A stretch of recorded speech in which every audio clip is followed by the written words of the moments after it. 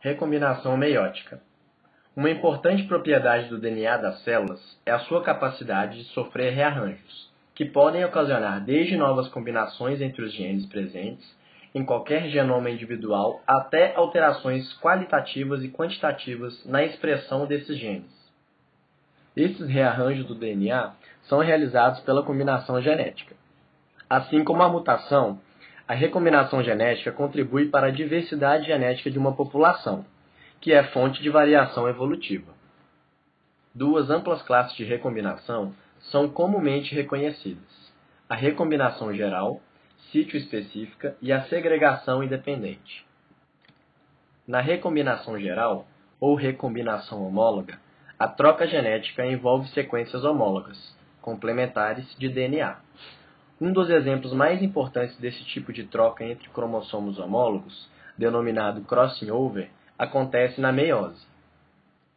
Esse tipo de recombinação pode ocorrer em qualquer local ao longo de duas moléculas complementares de DNA. O principal resultado desse processo é sempre o mesmo. Cromossomos homólogos alinham-se e ocorrem quebras unifilamentares na mesma posição em ambas as moléculas de DNA. Uma ponta livre de cada filamento quebrado migra para outra molécula de DNA.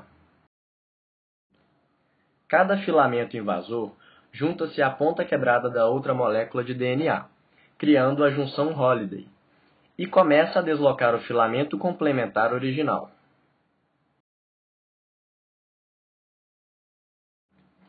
Ocorre a migração da ramificação à medida que os filamentos de dois nucleotídeos trocam de posições, criando as duas moléculas dúplices. É formado de DNA heterodúplex, onde uma molécula de DNA unifilamentar de cromossomos faz parte com a molécula unifilamentar de DNA de outro. Essa visão da estrutura mostra as pontas dos dois dúplices interconectados, afastados um do outro.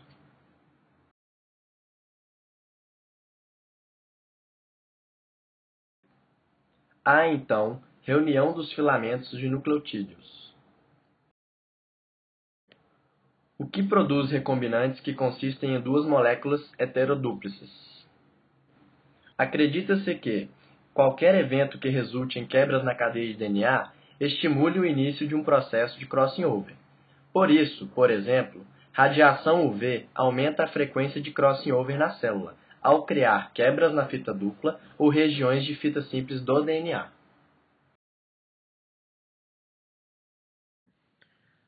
A recombinação sítio-específica não envolve extensa homologia entre as sequências de DNA, como ocorre no crossing over.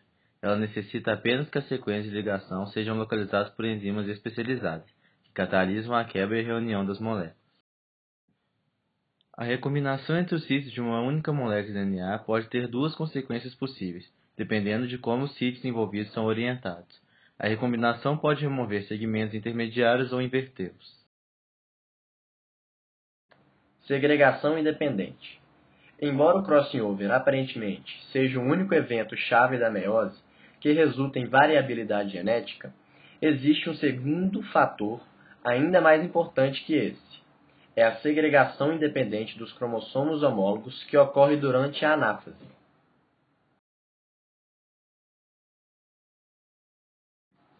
Em função da possibilidade de cromossomos homólogos migrarem para qualquer dos polos da célula, independentemente da sua origem ser materna ou paterna, e pelo fato de cada um dos homólogos poder dirigir-se para um polo de maneira independente dos demais cromossomos, surgem muitas possibilidades de combinações cromossômicas em cada célula filha resultante da primeira divisão meiótica.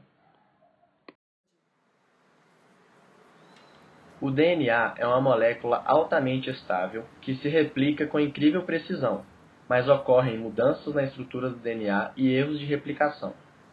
Uma mutação é definida como uma mudança herdada na informação genética. As mutações na linhagem germinativa surgem nas células que ao final produzem gametas.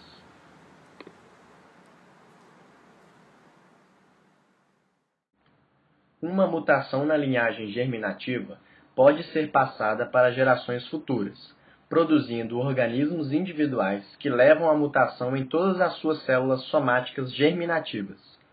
A meiose e a reprodução sexual permitem que as mutações na linhagem germinativa sejam passadas para aproximadamente metade dos membros da geração seguinte, que levarão à mutação em todas as